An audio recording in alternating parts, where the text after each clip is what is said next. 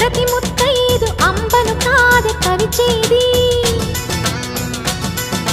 తన మదిలోని కలకలనన్ని అమ్మలకేగ తెలిపేది నెలతలే లేకుంటే దేవుడికి నెలవేది భక్తులే రాకుంటే